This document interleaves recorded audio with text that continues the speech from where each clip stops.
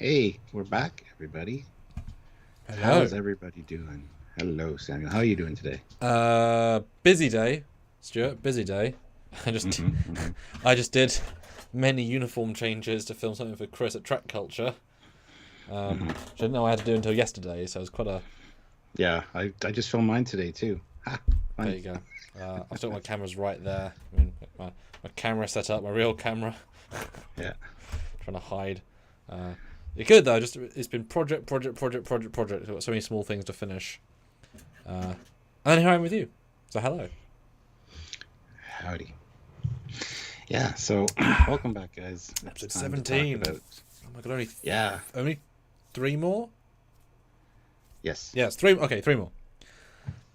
Hopefully, an epic three-parter of epic three-part proportions. something like that. So yeah, it ends on the 29th.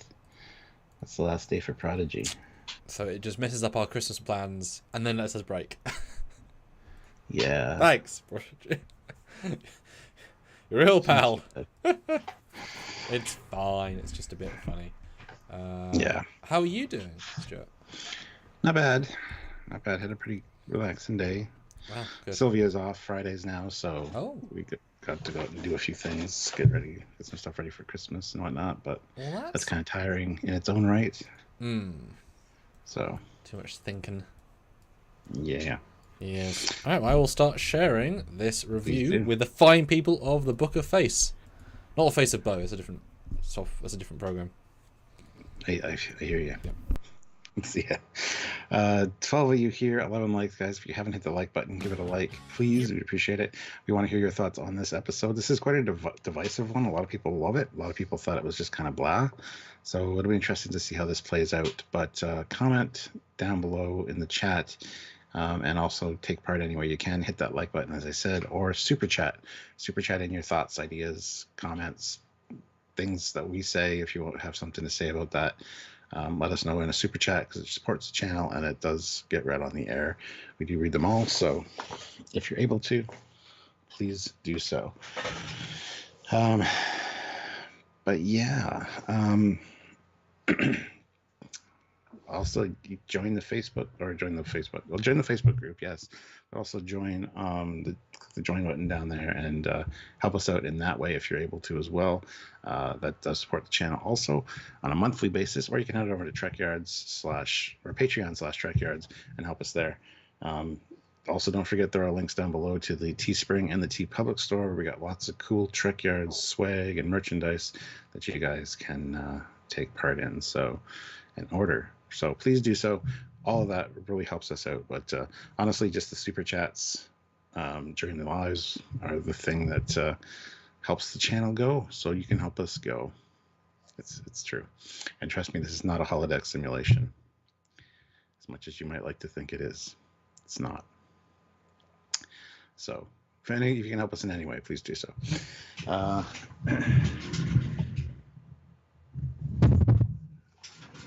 Sorry, I've just got a little pug that I'm looking after because Sylvia's currently not here. So yeah, I need to do some babysitting on the side. But anyway.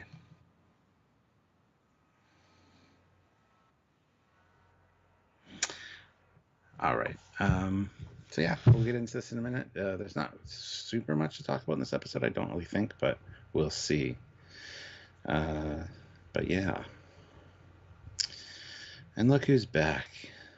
It's a dude who's a commander. Commander dude. All right. I have returned. Yes. So, Stuart.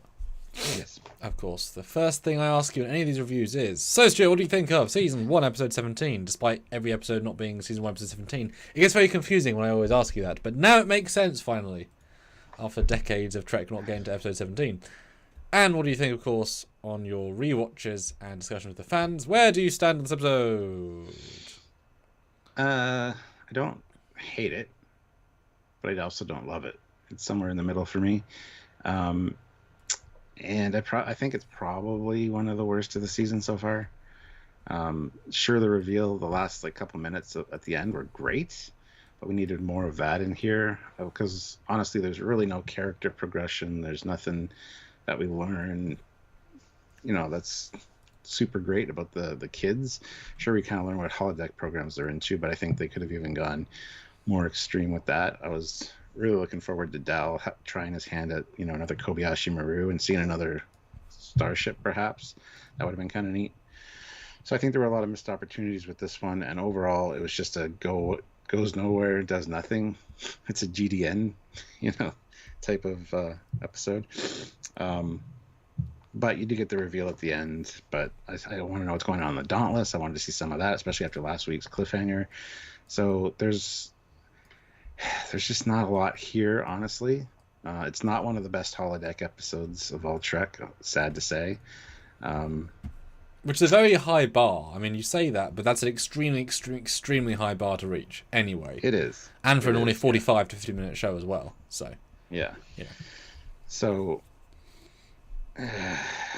Do you think that this video, this is what someone said to me earlier today, is this episode truly a kids show, that the holodeck stuff is just for the kids to enjoy, and there does not need to be a deeper meaning because this episode is just for the kids to have fun before we get to more serious stuff? Yeah, probably. Although I don't think they're having a lot of fun. But, and Dan says the characters didn't say he was lip syncing. Yes, they did. Zero said that he was lip syncing, and Aaron Waltke last night on my live confirmed it. Because that Murph can't sing. Because that singing is not the actor that plays Murph, so they're not obviously hiring a new actor to play Murph when they've got an actor to play Murph. That was a real song by a real guy. So yeah.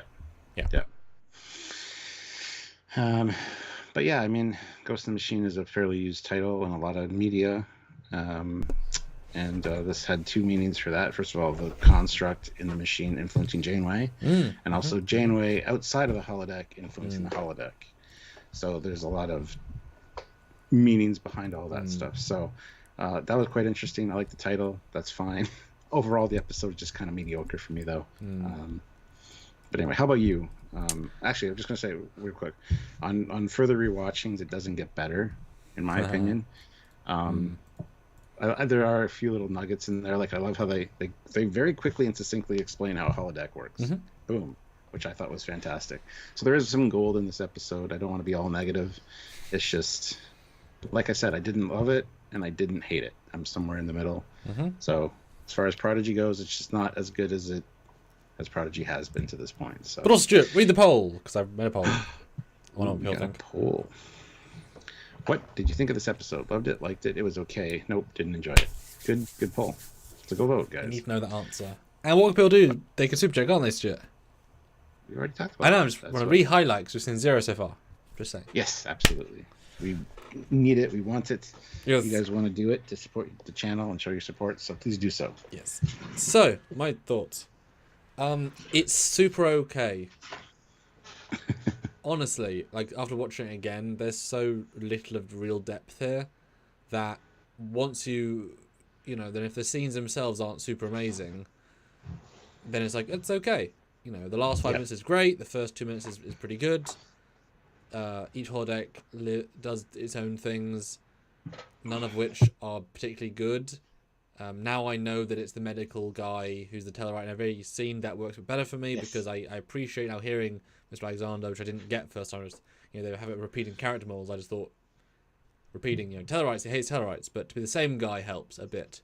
But as I said to you in our full review, I would have made each segment far more meaningful to the characters because all we learn from Zeros is that they want to be a detective.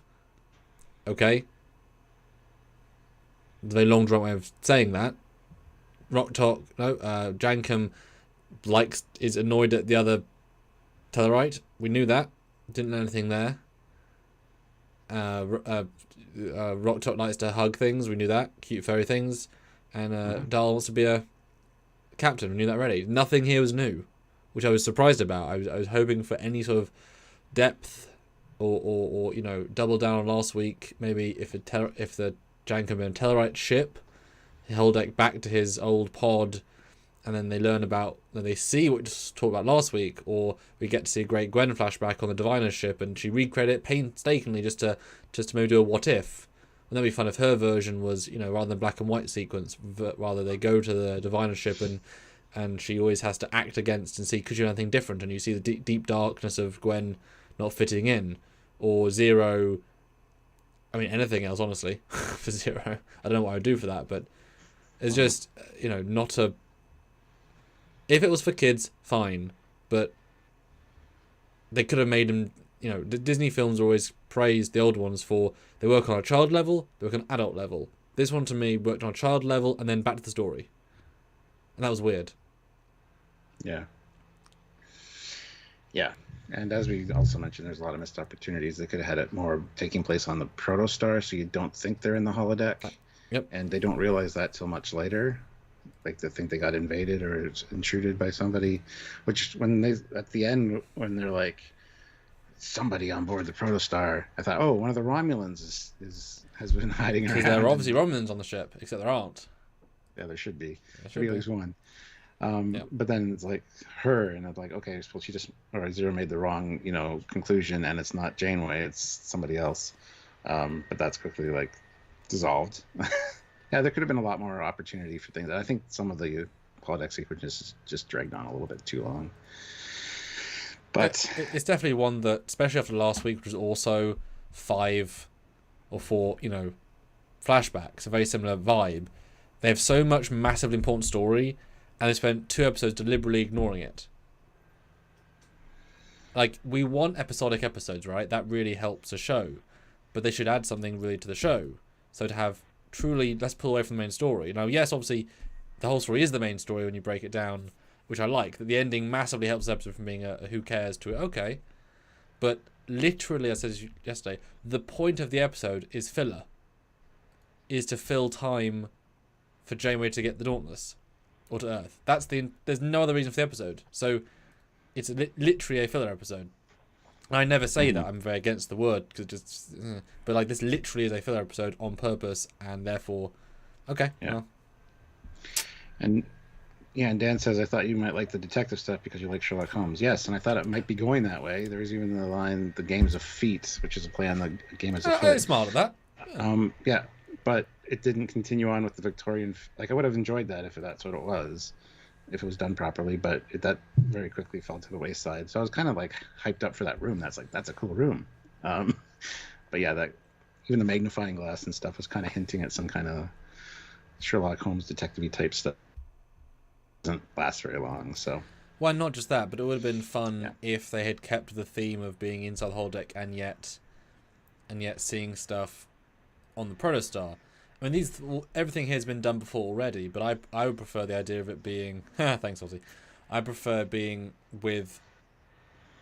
You know, stuff was appearing in the real protostar, so they had to reuse sets, and maybe have Zero suddenly be in Sherlock Holmes' costume, and like the cloak literally goes down to the floor. That's how silly it is. And the magnifying glass and the clues are on the protostar, and so you learn more about the ship, and then you know, Rock Talk appear, you know, all the different furry things appear, and there's a room where you can hug them, but not really. Like, use that instead. I would have much preferred to really take the weird vibes into the protostar than them into weird vibes. That, you know, you imagine how many hours of asset creation it took, which had very little feel of payoff. You know, I'm left thinking, what else could they have spent the time on and budget on that would have been a more use of the team's time? And all the stuff looked nice, but I'm going to forget all of it next week and wish for Dauntless, you know. Yeah. And it's not as if they even went for like a space pirate ship. You know, it's a good pirate ship, but it looked like every other pirate ship. There was nothing there to recommend it as a unique scene, as in the setting itself. Obviously, the creature obviously was good, but just a bit weird, Stuart. Just a bit weird. Yeah. Yeah. Not awful, but just. Well, they don't make awful episodes, but they can certainly make just unengaging episodes. And it's just when there's so much main story, why burn one of your remaining few on this? It almost feels like they haven't got enough story for the story. But at other times I felt like they're rushing through story plots. It's like, why couldn't they have made a 2-parter with the Romulans on Not Free Cloud and not do this episode? Like, that should have had 2, this should have had 0 if you've only got so many episodes, you know. Whereas the first half of the season, everything had quite a strong flow, and every single episode felt quite meaningful. This just doesn't have that same feeling. Yeah, and Stanley says, does the whole ship of the Protostar have hollow emitters or just certain parts? I would guess a good 90% of the ship would have hollow emitters, because it's a pretty modern ship. Yeah, I think that's the cutting point. edge, but yeah. But and Tara says they did move the plot along, got them out of the neutral zone, right to Starfleet while they were stuck in a holodeck. Yes, the last 5 minutes got them out of the neutral zone, which is what we've been saying all along. Yeah, last 5 minutes are great. And it doesn't take many seconds to work out another plot that would allow that to happen. You don't need to pad for 20 minutes to do those 5 minutes. So of course it moved the plot along just this much in this much of time. Yeah. All right. Well. So we start with a great shot of Protostar Bridge, including the nacelles. For the first time in a shot, we actually see the nacelles in the bridge. No other shot of the show has ever had them, which I did note straight from the get-go. I thought it was fun. Yeah. And they're taking on the Dauntless. And I love how they're jamming communications that are coming in, and they say, you know what, try sending some Morse code, fire off their bow, which I liked, because we had said try some kind of Morse code to communicate. That's great. And immediately I'm thinking this is a simulation going into this. But yeah, I mean, firing off the bow with the phasers is a good idea, but it just looks like random, you know. Like I said, dial the intensity of the phasers right down to 1% and actually hit the Dauntless. Because anybody with a brain on the Dauntless would be like, why are they hitting us with only 1%? And then they might realize there's a pattern. Admiral, they've got phasers on tickle setting. What? Tickle? This must be something up. Yeah. It would raise enough eyebrows, because they're obviously not trying to hurt you. Whereas if they're firing off the bow, it's like, Jankum says it. They think we're just firing at them. And missing because we're kids. Yeah. So. And it's interesting because this is their 80-second time around this thing, and this is the best they can do. It's you know, I like the fact that in reality, yes. Oh.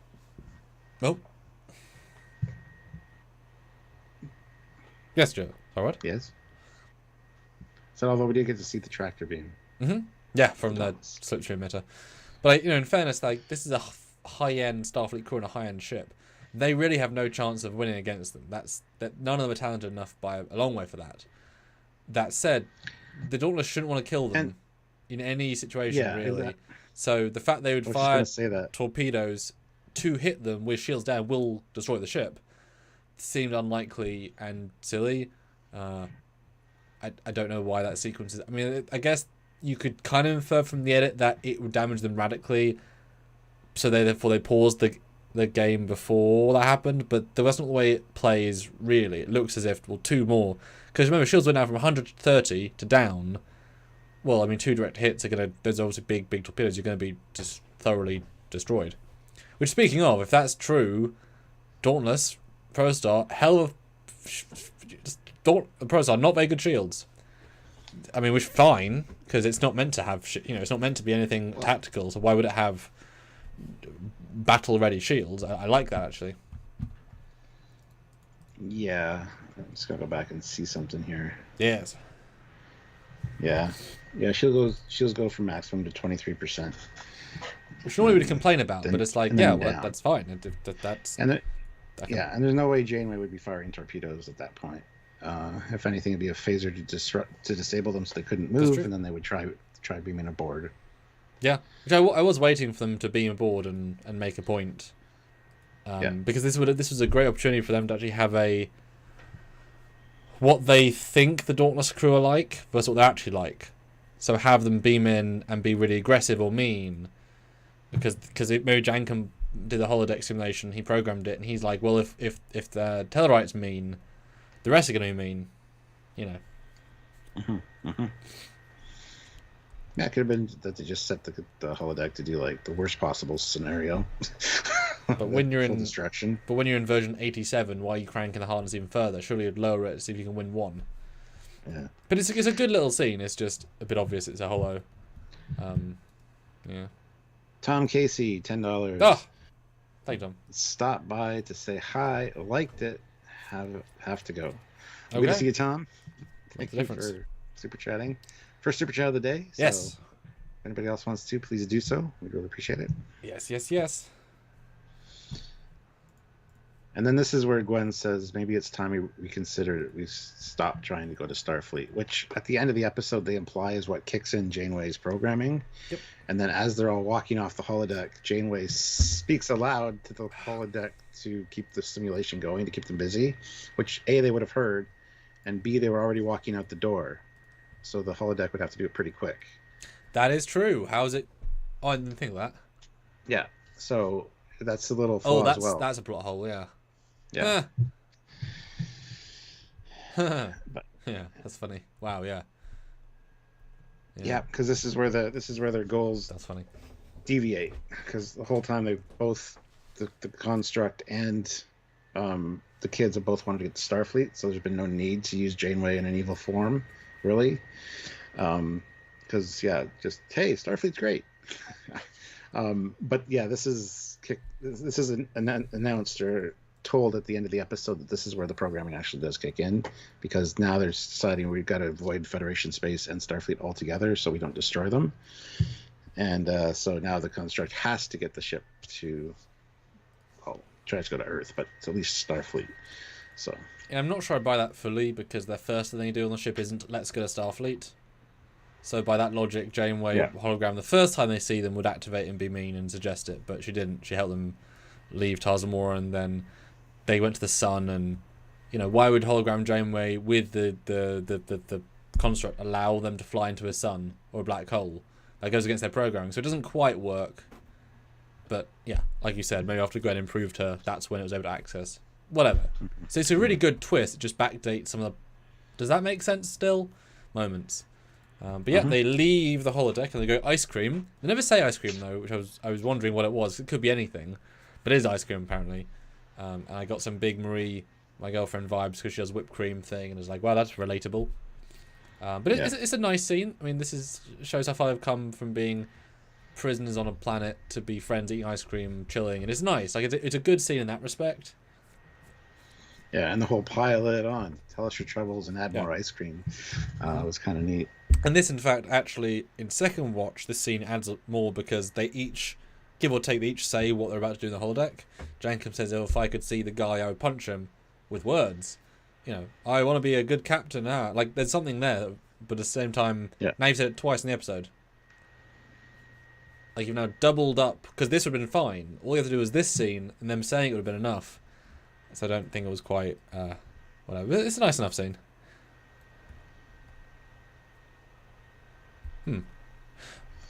You see a shot of the windows, and they're on a corner. There aren't any There aren't any corners like this on the Protostar. Like, we've got a Protostar model now, and there isn't, as far as I know, any corners with two windows. Everything's on the edge of the hull, and the hull is a giant curved single piece. It's not on the butt. It's not on the top. Yeah, this room doesn't exist. That could be a window to a corridor. Like the long one. Or the other side of the mess hall. I don't see... I see stars through both windows, though. Oh, do you? I can't. I'm not looking at the pictures, so... Yeah. Let me zoom in. Yeah. Okay, there we go. It could just be set to Starfield mode so that it's not transparent. Yep, that's what it is. Yep. Matthew DeFreitas, $5. Thank you, Matthew. As soon as I heard "Still on the Holodeck," my mind went straight to Professor Moriarty from Ship in a Bottle. My nostalgia must have wanted him to appear. Yeah, I went straight to Seska on Voyager, because that's a pretty gruesome holodeck scenario. That's a damn good holodeck episode. That's top tier. Speaking of top tier, though, Gwen can use her pulley-uppy thing, which I thought was a beautiful touch, and then she sees a malnourished feral human. And no one in the animation department got the script. Because that's a Tellarite. Yep. Now, the caveat could be made that she saw it out of the corner of her eye, because she barely saw it. But it's mentioned again later. It's also quite a specific claim. for the corner of your eye, malnourished. Like she has many adjectives. Like it stands out more second time. First time I sort of glazed over it, but it's not just I saw a humanoid. She's very specific, and she's entirely wrong. Like 100% wrong in what she says. I kind of like that she's vaguely racist, and she just everyone looks alike. But that's a mean thing to say. But it's just like they didn't want to animate a dude. They just animated a Tellarite. It's just a weird, just another error.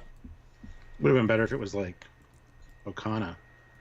Yeah. Because that's a good description of him, kind of. Yeah. Yeah, it's just another end. It's just another mistake they've made. They've made quite a few this half season. And I was surprised this creature that's huggable isn't the same one that attacked the boat. I believe they're different. No, they're all different. Yeah. So they could make the effort of making more one of these, but they didn't get the right human thing that's in the script.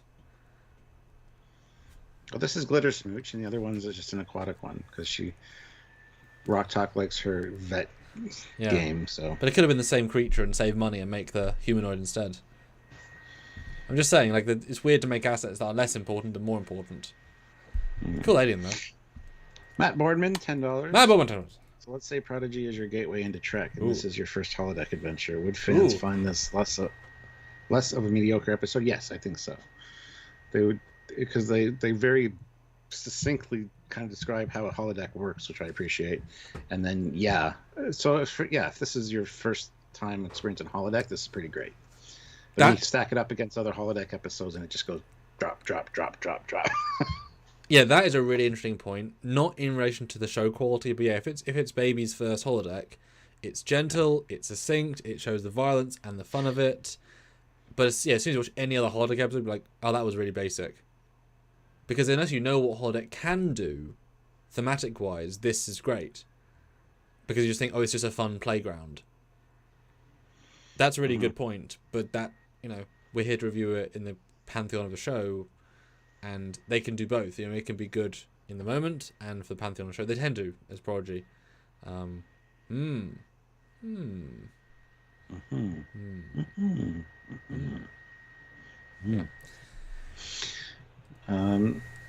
So they're like the holodeck.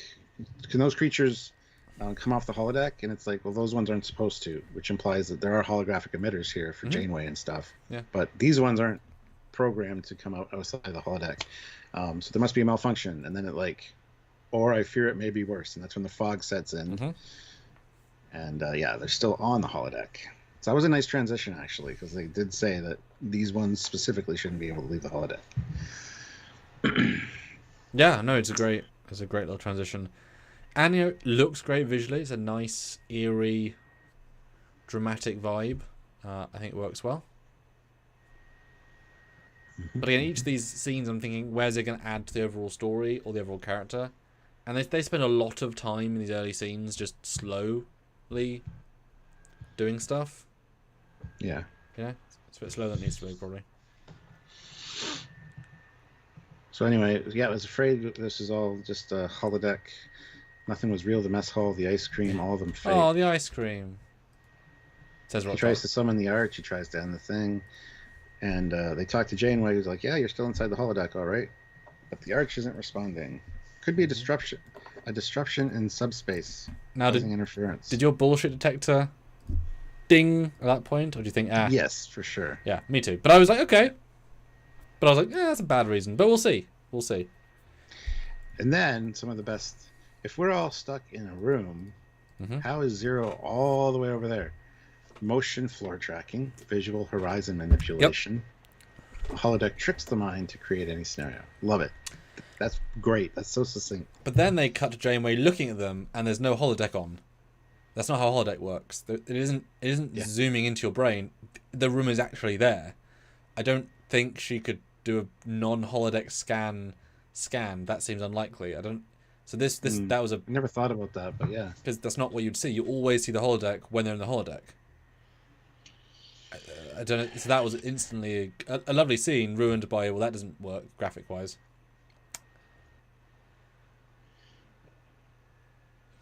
Yeah.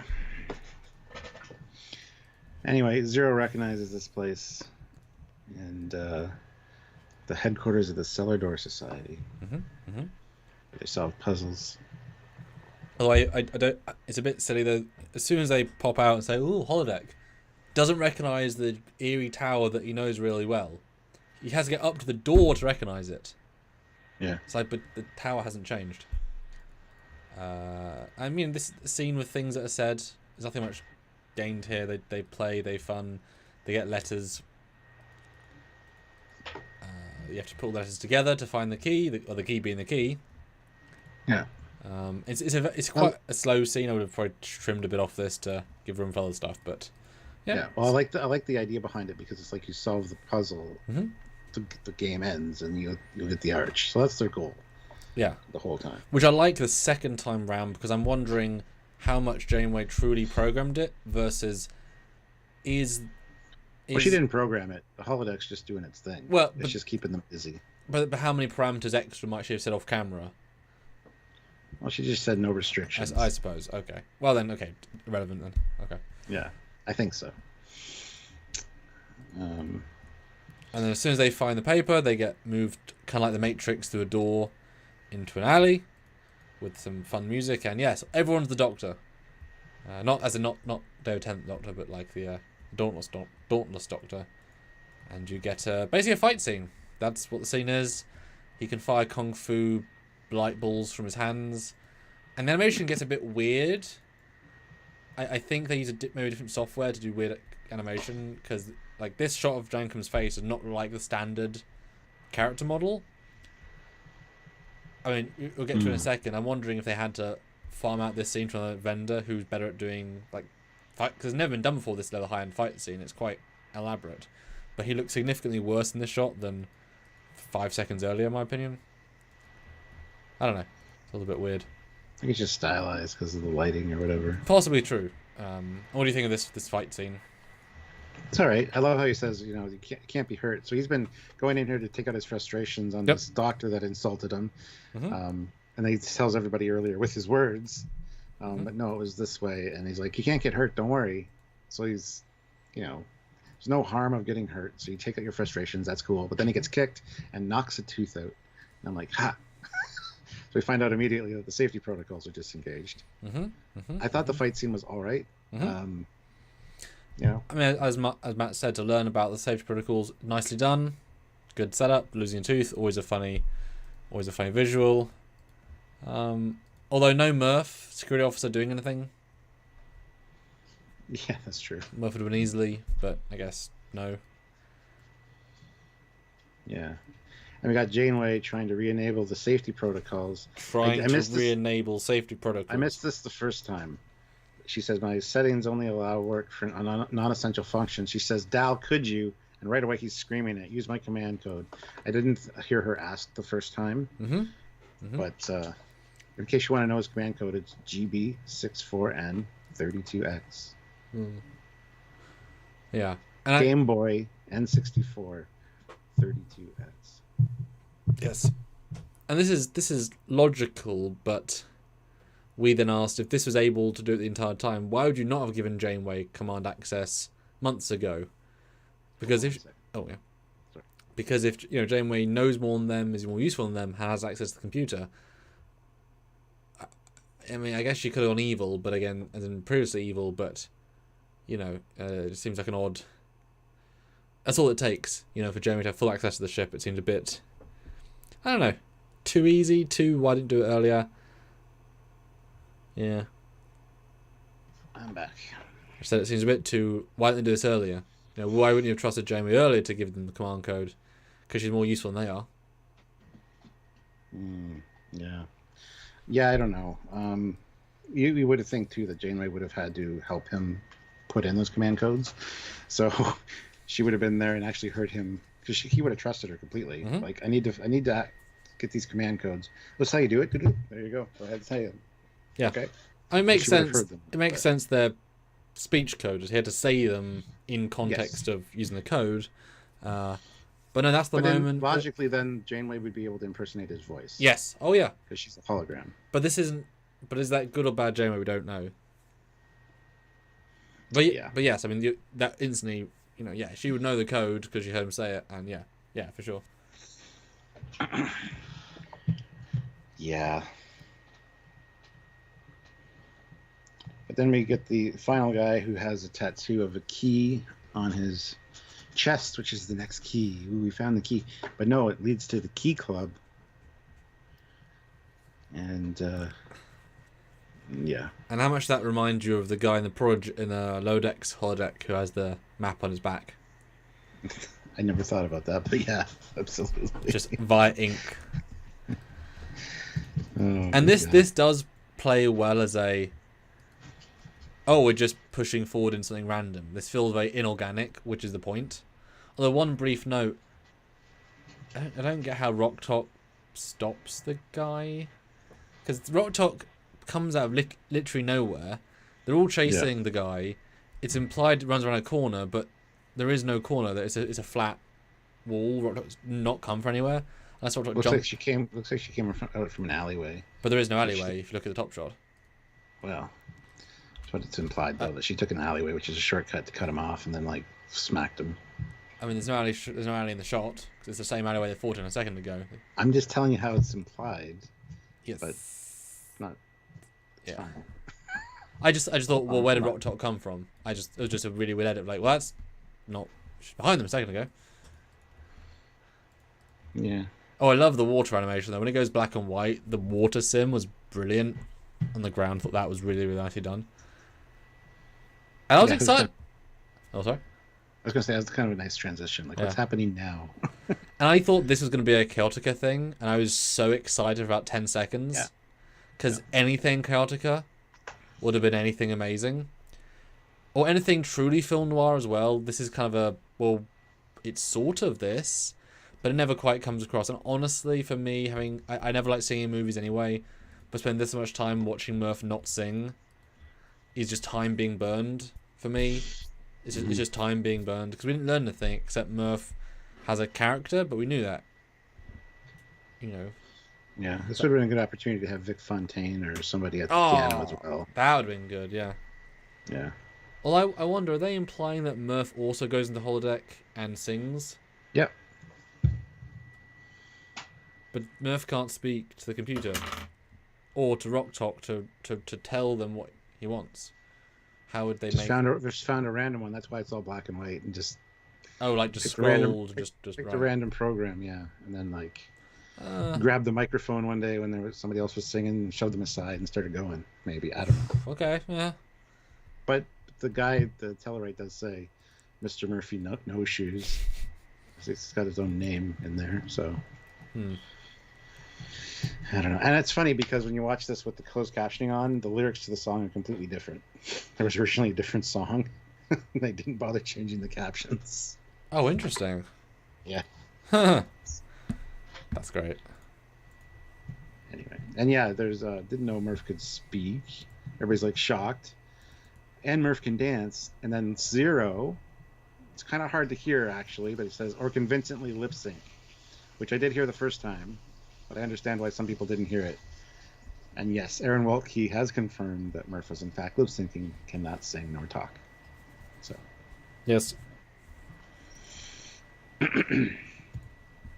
Thought that was important. And then Gwen orders a drink for some reason. Jumba tea. Very inorganic. It just happens because it happens. It's just because we got to give Gwen something meaningful, and this is very okay. Her dad, yeah. Yeah, it's all right. But anyway, in the meantime, Rock Talk and Zero are figuring out that there's thousands of programs. Why is it only selecting ours? Mm-hmm. Good observation. Mm-hmm. Maybe the holodeck has a motive. So, piecing it together. Mm-hmm. Mm-hmm. Which was nice. I wish they did a bit more of that through the episode. Like, it's fine, just they spread themselves too far on things they're barely touching. I would have preferred a more streamlined. But guys, I'm going to end the poll at 42 votes. I asked you all, what did you think of this episode? Loved it, liked it, it was okay, nope, didn't enjoy it. And an interesting set of results. We have loved it, 7%, liked it, and it was okay at mutually 43%. So you either, it's okay, or and even it's okay. Yeah. Even loved it and nope, didn't enjoy it, the same percentage. Oh yeah. That's never happened before. No. Right. Okay, I'm excited to see what your scores are. As well as your super chats, guys. At least another $70 to hit half our minimum, which is pretty bad, but we'll take it. I'll do another poll. So you can super chat in with your thoughts or anything you thought about this episode. We really appreciate that. I know there's not a lot to talk about really with this episode. The main important stuff is like the last 5 minutes. But yeah, let us know your thoughts. Super chat in if you can, and hit that like button. We have 38 people with 32 likes. I think we can get to 50. So hit that like button if you haven't already done so. It really helps us out. So yeah. This Jericho says she was thirsty. Yeah, I know, but you're not going to take time out of what you're doing really to decide to go get a drink. And I guess if you don't know how long you're going to be there, maybe. But it just it's also a hollow drink. Yeah, it also seemed very inorganic. Yeah. This is a program here to trick you. It's unlikely there'll be real drinks. There'll be hollow drinks, which means they're gonna maybe be nice for right now. But yeah. Read the poll, Stuart. And yes, Ozzy, you're right, Mr. Super Chat. Well, I haven't got to it yet, but yes. Do you think the episode was mostly filler or good character stuff? Mostly filler episode, a good character growth episode. Okay. What do you think? And Ozzy, $2. Time to do Jankum Pog Kung Fu maneuver. Jankum Fu. More like Jankum Dragon Ball Z maneuver with those shooting stuff out of his hands. What was that? Yes.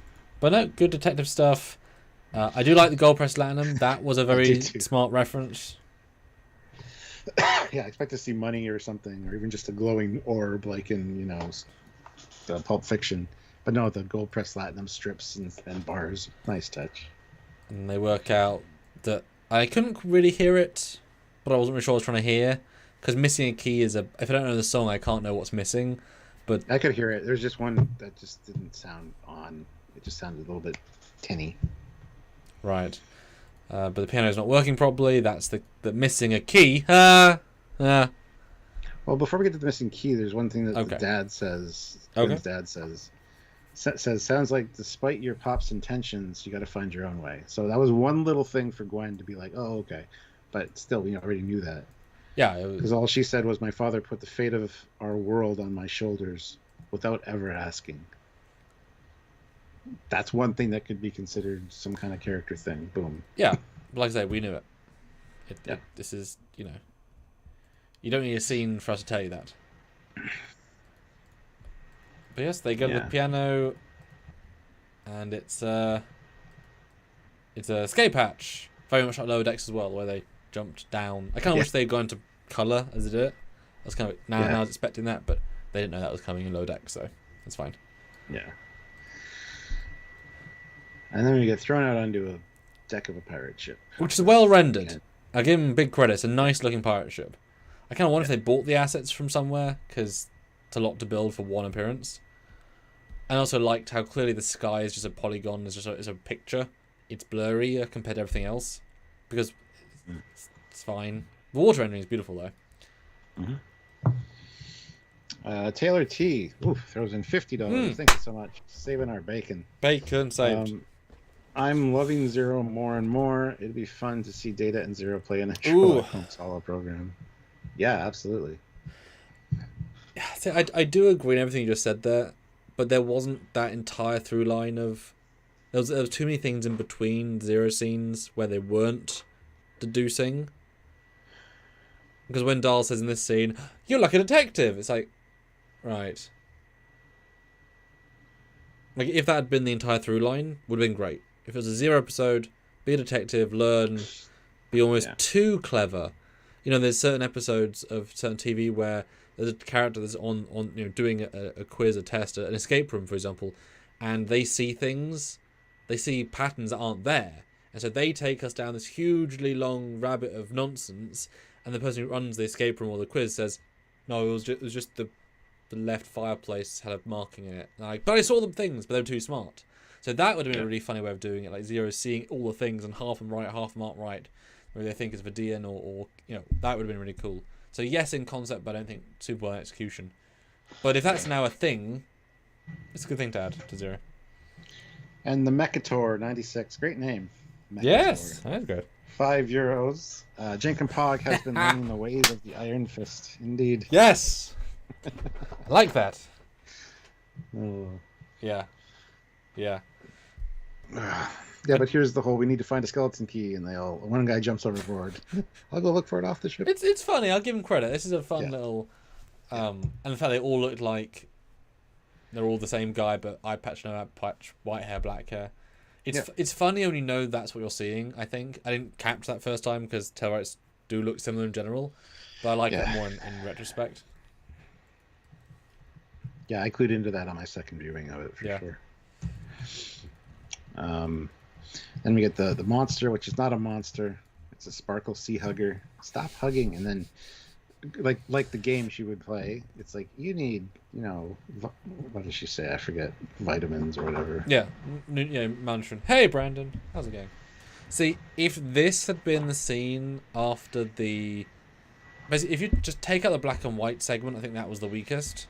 If this was a fun little scene with a good payoff and a good rock talk moment, cut out the black and white, put that instead, and have more for the end or more at the beginning. I think this was a much stronger, something we haven't seen before.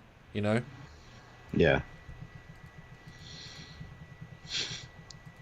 Yeah. Anyway, the ship starts sinking, and it's like, hey, you are a detective, because there's like, we're sinking. It's like, yeah, no shit, Sherlock. But then the whole... Oh yeah, Murph finds a thing, and I was like, Murph found another clue. Is this a fake thing? How's Murph found a thing? It makes more sense second time. Like they're looking for clues. I just thought, it was like a hollow look. Here's a clue because you must have a clue. But yeah, the compass, and even Rock Talk is excited because I think she wants to see her program, the Delta Heart Vet. She's like pointing us to the Delta Heart Vet. That would be funny. And the whole we got to stop looking. Just let this happen. And Rock Talk's like, yeah, but you can float. I love that because Rock Talk is a rock. She's gonna sink. Yes. So. Yeah, super true. Super true. No, that's either way, 0 is fine. Yeah. Well, I don't know how they're meant to use a compass in this situation, because the ship was already doomed when the compass came into play. So what's the compass showing to get them out? The direction to head. They might have to get in a lifeboat and head to an island nearby. Okay. For the next key. Then we get a flashback of all the things, the summation of the episode, essentially, of it couldn't have been a subspace distortion. We've been a calculated attempt to keep us here, kind of thing. Too intentional. Yeah. And they go through the quotes, which I didn't notice the first time, but I didn't catch any of the quotes, escape. Stuart. I missed all of them the first time. And the second time. I thought I was adding new lines to help. Nope, they didn't. They're all there, but they're different angles. They use different angles, and your brain. I had to actually listen for them, because the first one is your kids will never escape. Second one is stay a while, sing us a song, would you? And then the last one is the captain, prepare for a long journey, and they do say them all. Didn't hear any of them, Stuart. Either time. Well, they're there. So. Good, excellent. And then they don't drown, and it phases back. And an interesting twist here, because at this point you're like, okay, evil Janeway, great. And then she walks in being all fine, which you would think the program would stop her from doing this and do a plan B. I was kind of surprised by this moment. I was expecting the room to be sealed, Janeway to be on the outside saying, oh, you got out. Monologue. So I was surprised at the pacing here. And especially as we know in a second, the point is taken to Earth, not the Dauntless. So why would the plan has not been fulfilled? Why would she let them escape from the room? Because it was just a subroutine that activated. She didn't even know she did it.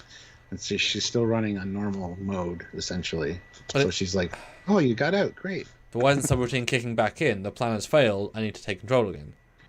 Because the ship already knows it's out of the neutral zone and on its way. So, but not to Earth though. It's gonna hit. Surely it's it'll take them a while still.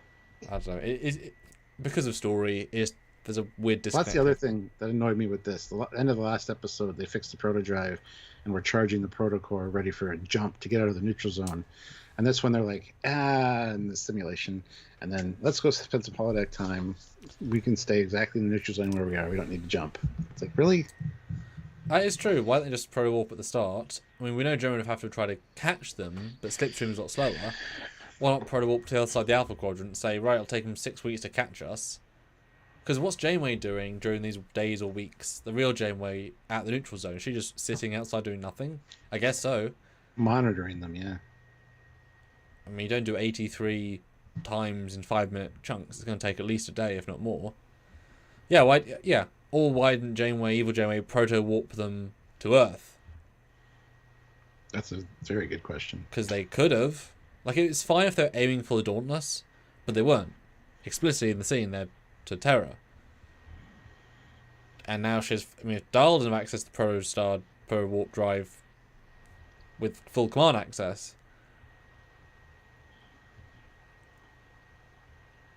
I'm guessing maybe the Diviners taking control would be the logical thing. Maybe as soon as they left... Maybe as soon as the virus took over, it sent out a signal to like any Valnocot, and then the Diviner who's already in control of the Dauntless told it to reroute and join them. I guess that'd be the twist. Could be. Because it's more important to get the ship than have it go to Earth, because then you have more things to do. But it's definitely a bit weird of like, well, why didn't you just jump away? Because they would have, but they didn't. I love how they ask, Janeway, did you lock us in here? And she's like, no, I would never do anything like that. And Zero pipes in and says, for all she knows, she is telling us the truth. Mm-hmm. But she's been unknowingly manipulated, so... And then we cut to security cam footage. Yeah. With Janeway awkwardly not facing camera. Are they not... Why the kids... Like, if I meet you like this... It's a bit weird. Why is she facing the wrong way? And they're not in the holodeck because the holodeck could be on. I don't know. It's a weird forced reason to have them have the eye zoom. Yeah, but that was a cool reveal with the lens code in the eye. I like that. And like you say, they're already leaving the room by the time she accesses the holodeck, which is another little plot hole. And Zero's in a robot body. You'd think the audible sensors would go further than 4 foot? Yeah. Are you telling me none of them can hear? She wasn't whispering. She was talking plain English. Now, if she didn't say it, but it sounded like a voice like in her head, that would have been better. But she vocalizes it and loud enough that as they're walking out, so the doors of the holodeck have to go, and then you start simulation. But she doesn't wipe their memories, so it has to be seamless. As they're walking out, it has to holodeck them into a fake room into moving forward. Into the hallway. Into the hallway, yeah. Like, I would have preferred it if they'd said they'd beamed them to holodeck once they slept after the ice cream. It was at that point. Yeah. I would have bought that better, like the Baku and Insurrection. Yeah. Would have made more sense. That would make a lot more sense. Yeah. And then as they're all sleeping, she could have rather than these clips, it would be her appearing on the bridge, go red, go to control, start pressing buttons, computer, beam the entire crew to the holodeck and activate like that's how I would have framed it. Personally. Yeah. But again, they don't have a lot of time in these episodes. Maybe that was a plan, but that being said, also they spent too much time on the holodeck stuff. In most of them, in my opinion, they could have shaved some of that down and done something like that as more of a better explanation. So. Yep. But anyway, we see a visual. They're on their way to Terra. Earth Aruni, but do not proto-warp. That was like half an hour ago. They're pretty close to Earth by the looks of things. Relatively speaking. Although they are in the neutral zone still. Well, no, actually, they're in Romulan space according to the graphic. Actually, so that's because you wouldn't make the neutral zone green if the green is the Romulan space. Surely the blue would be. Yeah. Unless that's very, very distant map. That's weird. I want a straight line if it's proto warp. It's a jump. I don't think they're proto jumping. I think it's just a course, but. Again, I don't know why they would. That's weeks away. Yep. Anyway, so then Janeway. Well, she didn't know how long they'd be in the holodeck. The holodeck. It was supposed to keep them busy for a long time, but I don't know. Isn't sooner better?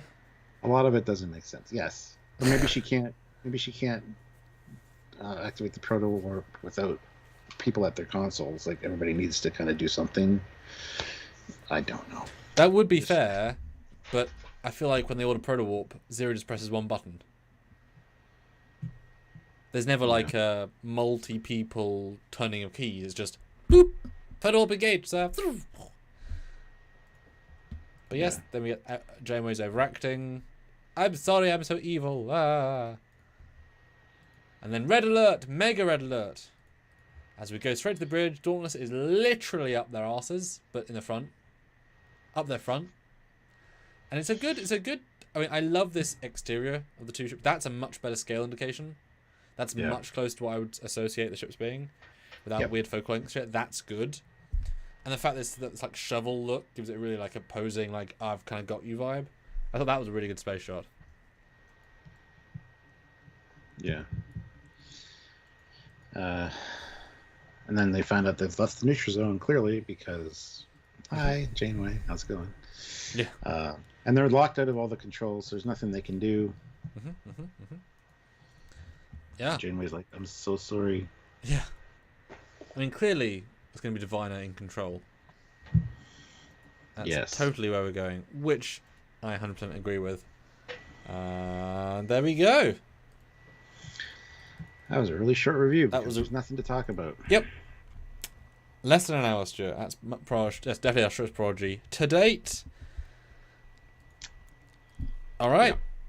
But now's the time. A great final 5 minutes. Really, really solid. Really nicely paced. Really nice reveal. Really good Janeway. All that stuff was great. I just wish the episode was that. Yeah. Now's the time. Go vote on the poll. Hit that like button. And super chat in with your scores out of 10. This will be very interesting. We want to read your scores. I will read any super chat scores after we give our final review and scores. And Samuel will read any in the regular chat. But we want to hear your thoughts on this episode. So we really do. Hit that poll and please super chat in. What's our final super chat goal, Stuart? Honestly, another $40 would be awesome. Oh, doable. Yeah, I think another 40 would be great. So if you can, please help out. That almost gets us to our minimum. So that's awesome. But yeah. Have you changed your opinion, Stuart, after our full deep dive breakdown? No. It's still the worst of Prodigy for me. But that being said, I don't hate it. Like I said, I do not hate it and I do not love it. But it's my least favorite of all the Prodigy episodes. Somebody asked me last night if I'd rather watch Threshold than this, and absolutely I would, yes. Every damn day, Stuart. It's a fun episode. So I was going to say great there. It's not. First half, real solid. Second half, it's the last 20 minutes that let it down. The first 30 is pretty damn solid. Exactly. Yeah. So, yeah, this one, I don't see it any differently. I think they wasted too much time on the holodeck, and it wasn't interesting enough. It would have been better if they were like spent a couple minutes on the protostar seeing weird stuff, thinking they were infiltrated and trying to stop whoever it was, and then realize they're in the holodeck, and then the holodeck changes to their holodeck things. That'd be fine. I mean, it would have been a bit similar though to the Diviner and the Demon Planet, seeing echoes. Yeah, but that's okay. Yeah. It's a good plot. Yeah, it could have been that only one of them was seeing it, so the other ones thought that they were crazy, something like that. I don't know. I think that there's better ways to handle this one. I understand, yes, for kids, this is great. And it is, as Matt said, a good introduction to a holodeck episode for sure. But we needed to intercut between this and what's going on in the Dauntless or something to make it more interesting, in my opinion. So, yeah, definitely, this is easily the worst of the Prodigy episodes to this point, in my opinion. So it'll be interesting to see where the scores go with this. No real revelations were made except for the Janeway thing and the construct, but I was actually wondering about that last week, actually. I think I actually mentioned it on my first reaction last week. It would be cool if Janeway is like being controlled by the construct, because logically she should be, considering she's basically a computer program. But anyway, so that reveal was good. Last 5 minutes, fantastic. Score-wise, this one is going to have to get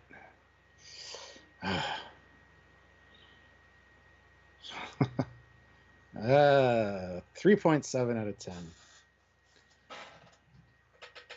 Not great. I know that's low, but hey.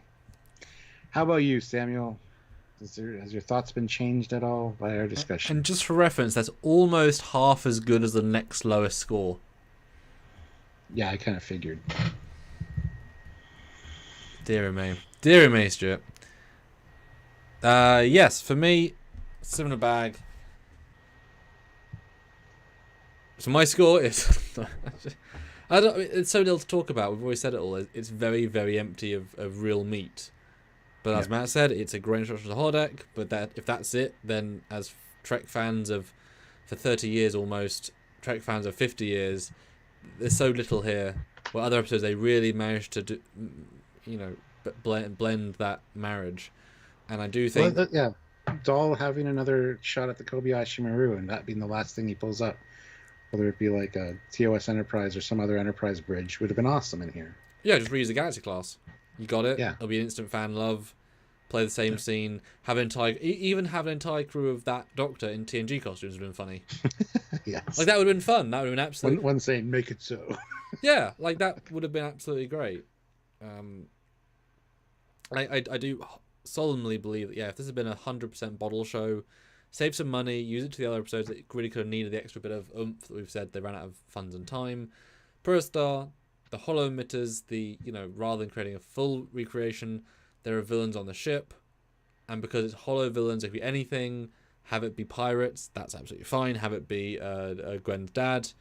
Each one is being attacked by custom holo illusions. And if you want to go really fancy, like really hardcore with that, like really hardcore, best have it be in the ship. You have evil Janeway use the holo emitters to create fake walls, so they're separated from each other. Because theoretically, you could do that. Yep. So they're actually all in their own unique. Like every time I think there's a turbo lift, it's a solid wall. So they're all in a subset of the ship, but it's real. Just they're being blocked off, all dealing with unique things. Maybe there's a Zero has a spacewalk out of a window to get through the substructure. Maybe Rock has to do a science thing she learned. Gwen has to come to terms and fight her father, or dreadnoks appear, whatever. I'd be fine like the Rock talk, just Jankum finding his, whatever ship again would be great. Or he fights the Tellarite guy, but in the mess hall with ice cream. There's things you could have done that would have saved a lot of money. I think had more oomph to it. Score wise, it's not that I didn't enjoy it the most out of the season. I feel like the other ones I disliked the plot holes more, like the Romulan one, that annoyed me more. But because there's so little plot in this, it's so like, Like, what's there to review for 21 minutes of it? Yeah. So I'll be more generous, but it's definitely below average. Clearly for you. The highest I can go is like 4.3. I think it has to be under 5 for sure. I think 4.5 still feels a bit generous. I'm going to say 4.3. Yeah. I like Charlie's suggestion. Just wait till the next episode when the kids find out that Hologram Janeway murdered the stowaway Romulan soldier who remained on the ship. She could say, he would have prevented us from reaching the Federation. Oh, that's dark, man. It's great. That's really good. Yeah. Yeah, I like it. So, super chat your thoughts, guys. Your scores. Another $39 to hit almost our minimum, which would be pretty great. So, a couple of 5s would be great. Mm-hmm. Yeah. Yeah, there's no super chat scores to read, so we'll pause a minute. Well, the poll so fast yet. The poll. Do you think this episode was mostly filler or good character stuff? Mostly a filler episode wins at 76%. More than 3/4 of the people out there think that. And a character growth episode, 24%. So, kind of on par with our thinking. Yeah. And Charlie, it doesn't only make sense, it's brilliant. It's a little dark for the show. Maybe she put him in stasis or something. But, yeah. Or just tricked him out of the airlock. You don't want her to kill him, though. Yeah, you do. Dark. Not for a kid's show. Not a character we're supposed to like. We're supposed to trust Janeway. She's the mother to these kids. Yeah, but she's an evil Janeway, though. There's a clear distinction of evil Janeway and not evil Janeway. Nah, that's too evil. In the next episode, if it ends up being a Federation versus Federation, they're going to kill so many crew members. Death is coming. Remember when but not from Janeway. You don't want, because I like the way this ended with Jamie like, I'm sorry guys, I didn't mean No, to do that. yeah. I did it. Yeah, but it's like in the snow chase. The murder would be unredemptive. Yeah. Anyway, go ahead. On the snow chase, Gwen like fires a grenade and kills the Zindi. I mean, they've murdered people already, like cold-blooded, hot-blooded murder, whatever the phrase is. So it's like, yeah. They threw people out of the Romulans out of the thing. If one of their suits didn't work, they're gonna slam onto the ground and become pancakes. So they are murdering people. You know. Well, Zindi aren't people. There we go. There we go. And the Romulans, their suits worked fine. The truth they're not comes actually out. Murdering a lot of people. The truth comes out. And we're still not sure if those Zindi died, by the way, because they went behind the thing. They could have ejected, been thrown out the side, landed in a snowbank before it exploded. Crashed. Right. Yeah. Yes. The automatic detection system in the ship makes perfect sense. It's fireball. It's like GI Joe. Nobody ever dies. Fireballs are rarely deathly in animated. Fair enough. So let's read your non-super chat scores and hope we'll get a few more super chats before the end. We've got Aussie 7.9 out of 10. The Stanley 6. Yango 6.5. Charlie, this is the worst episode of New Trek I've seen that wasn't Discovery of Picard. Oof. Eric 7 out of 10. Deborah 7 out of 10. Brian 6 out of 10. Joseph 6 out of 10. Mecha Centaur 6 out of 10. So a lot of 6s, which is interesting because it's better than average. This show is such a hard show to rate because if you're going by the internal show, if this is better than average, then where's the average episode? Where's the bad episodes? If you're going for Star Trek overall, that I think would be a different score for us. But then there's 400 episodes better than this one, so it's got to be below average to beat. Like there aren't that many bad Trek episodes that are much worse than this structurally. And better than average is a weird metric because what's the average then? You know, to me it's clearly a worse than average both Prodigy and episode. If it's just enjoyment factor, that's different. Well, but what we need to do is, much like last night when somebody asked me if I'd rather watch Threshold than this. Yes, the answer is yes. But would I rather watch 50 Shades of Grey than this? Probably yes. No, I'd watch that one more. Oh wait, is that the clip show or is that the racist one? Yeah, the clip show. Oh, yeah, this one. Yeah, this one. Code of Honor is the one. Yeah, I'd rather watch Code of Honor than this. Okay, there you go. That's bad. Would you rather watch The Child than this? That's the Deanna Troi. Yeah, I know. Okay. That's close. Exactly. I feel like I'd rather watch this, but I don't know why I'm saying that.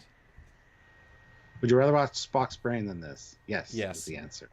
Exactly. Yes. Yeah. Star Trek 5. Yes. Absolutely.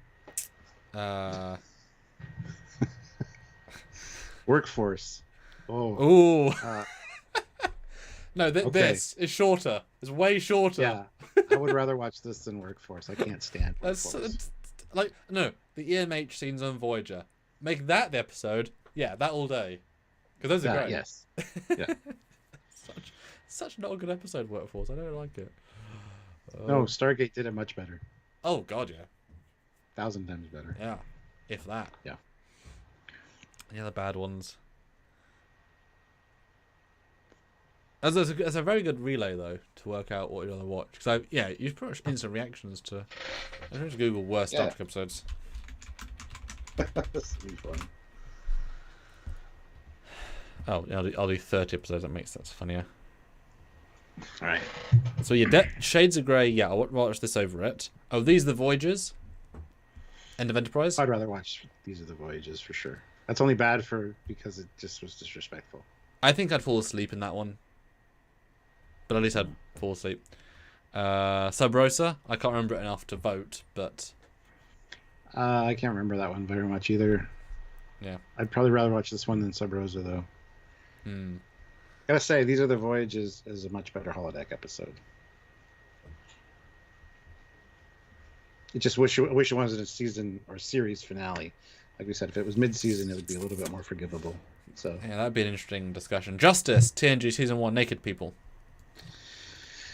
I'd rather watch that one. I think I would agree, but not enjoy it, obviously. Let's see what else. Oh, Haven, with the Deanna Troi long lost loves, but not really. I think Still rather watch that one. I think I'd rather watch this. I don't find much in that I enjoy. This I'd rather watch.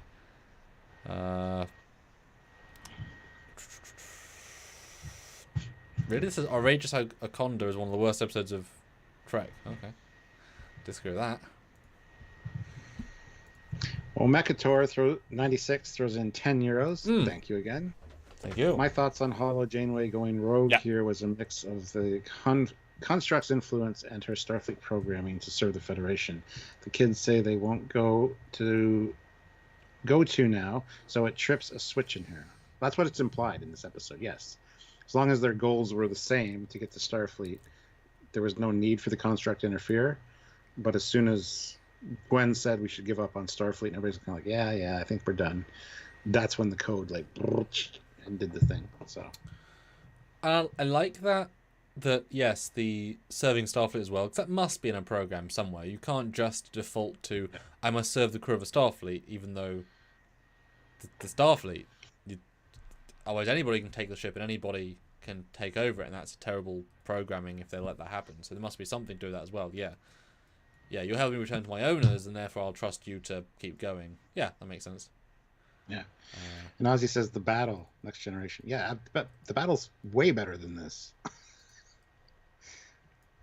Yes. Because, again, Dan says he'd rather watch this episode than Fairhaven. I disagree there. If you're Irish, I get it. If you're not Irish, it's just fun. Silly fun, but it's still fun. And I applaud the fact they have that many sets. Yeah. Like, it's a very realised episode, from what I can recall. I've always been quite impressed by, do they just have sets available? Do they, like, a yeah, it's like in TOS where they keep using the back lot. Yeah. That's New York City streets. Because there's loads of, like, that's a fully featured episode in that regard. Yeah. They got permission to film on a nearby, like, recreation or village or main set, and they're like, we're going to use it.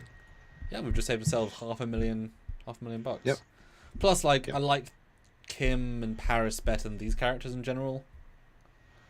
Yeah. Good questions, though. Good questions. But yeah, I mean, $4 more will round down to 4, and we'll be happy. And you'll see some videos from us. $5 all round up again.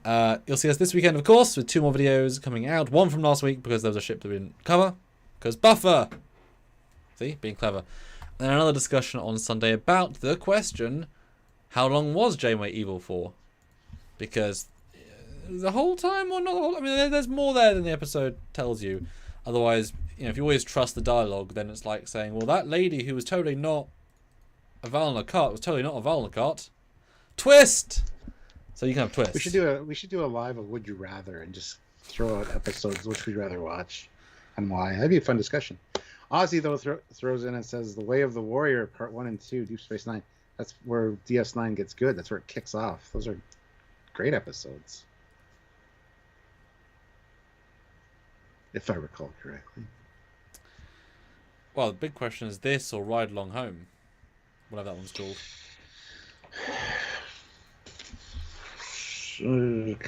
Yeah, Go Along Home, Alamarain, whatever that was. Yeah, I'd rather watch that one than this. Oh, I'd rather watch this. It's too cringe. It's too cringe. The Voyager Fear episode. Oh, so much better. Oh my god. That's a great holodeck episode. If it's not holodeck. Yeah. Just the acting and the dialogue on that is so on point. My god. Yeah, I'm not a fan of that one personally. I know you're not. I don't know what. I think I'd rather watch the Fear episode than this, though. So. I think that's got to be a top 10 Voyager memorable episode because it's so memorable, and the performance of that guy is so strong. And just like getting an entire troop of carnival people, it's quite a commitment because they're actually real, I mean, carnival people because there's a certain vibe to. You can't just hire 30 random extras. They've got to have a certain vibe. And then let's screw with Garrett Wang for 30 minutes a day. 30 minutes an hour. Yeah. Interesting. What's a bad Enterprise episode? Well, it's more a case of what's a good Enterprise episode. Like, for me, a lot of them are a middle to low. I wouldn't necessarily say that many are bad, just so few are good. Yeah. I think that'd be fun live to do, though. Yeah. Would you rather just like throw out titles? That'd be great. Mm-hmm. Yeah. Well, there you go. Another 5 or the super chat snipe war. The last super chat slot. Yes. Would be great. But if not, that's cool too. There wasn't much to talk about with this episode, sadly. Next week and the weeks after are probably going to be much better. So we'll make it up then, I guess. And even if they're using original screen use models of the ships, thereby making them perfect, hard to review if they're perfect, we'll still be looking at them in comparison and bring you the unique renders that only you can get from us. But Stuart, what are you up to this weekend? Because I have certain plans I can show some. Holiday. Well, Saturday I'm going out with my buddy for lunch. Wants to see me before Christmas, so I don't know what that's about. And then Saturday evening we have Sylvia's work party. Work Christmas party. Sunday we have to reorganize and clean out one of the closets upstairs to make room for some stuff and get rid of some shit. So that's my weekend. Nice. I've got a very specific weekend. We are going to the famous Winter Wonderland in the UK. It turns Hyde Park into a giant amusement park. We've gone every year that COVID has allowed us to. So there have been a few gaps in between, and it's we always get a stuffed animal of some kind, either be fictional or not, a la Pokemon or unicorn or bear, etc. The food is always overpriced. The drinks are massively overpriced. Of course they are. This is the way. This is the way. But it's sad because you want to be a bit tipsy, but you don't want to pay like $10 American for one single. Because then you feel guilty as hell for buying 2, and you can't get drunk on less than 2, or even tipsy. So you got to spend like 40 quid each to drink before you go. I know, but by the time you get there, it kicks in. But from hotel to underground to train to line, it's a good 40 minutes, 30 minutes of travel. So, like, to stay drunk after 40 minutes and have to enjoy it, like, you sober up, and it's very cold, so we'd have to get really hammered to then stay drunk. Like, I know what you mean, but it's very impractical, really. You got to keep topping up. So it's kind of like we always get a little bit tipsy, but never quite enough, and then it wears off like 30 minutes in. Especially as we always go to the it's like a dedicated ice Arctic zone where they make ice sculptures every year, and they have a huge theme. Well, either be a magical forest. They had, it wasn't Disney, but it was like Prince Power something or other, or Under the Sea, and they're very, very good. The creations, a lot of lots of small ones, and then this giant like there's like 2 corners. One is the start of the story, one's the end, and one's like an epic start, and then the other one's like in one of them it was a giant what's it called? Octopus, which arms were going all round. You didn't notice them until you get to the end, but they were going around the entire thing, like with their arms going down, and it's like, wow, this is ambitious. And the Magical Kingdom, they had like an entire castle and 3 altars or 3 chairs to sit in for pictures at the end, and it's like that took an entire year to make because it's that much stuff. So we always go and take pictures and avoid civilians who also want to take pictures and try and get them not whatever. And it's so bitingly cold that as soon as you go outside, even if it's like -1, you're like, oh, it's so warm all of a sudden, because it's like -5 and 10. So it's so that's what we do every year. And then London on the Monday for shopping in Oxford Street, which we always go to. Try and find my mum's always hard to buy for, so it's always like, what would we not think of that's there? So that'll be my plan. I've already got Dad's stuff because he's expensive to buy for, but easy to buy for because Star Trek, sci-fi, books. I mean, he's got a plethora. So yes. Well, send me some pictures this week. Yeah. Yes. All right. Well, we got a Brandon Correll who's in at $5. Have a great weekend. So thank you so much. That kind of hit that $5 goal we were looking for. So appreciate that. You guys have a good weekend as well. Indeed. And we'll see you next week. Yes. I'll see you on Tuesday if it's around on Tuesday. And then Trekyards on Wednesday, I think we said, which will be fun because I'll talk about them. No, thought we were going to do that Tuesday because we have to get up early on Thursday. So if we get... You're right. See you on Tuesday for Trekyards. Bye. Until then, he's Commander Kai. He's got a Foley.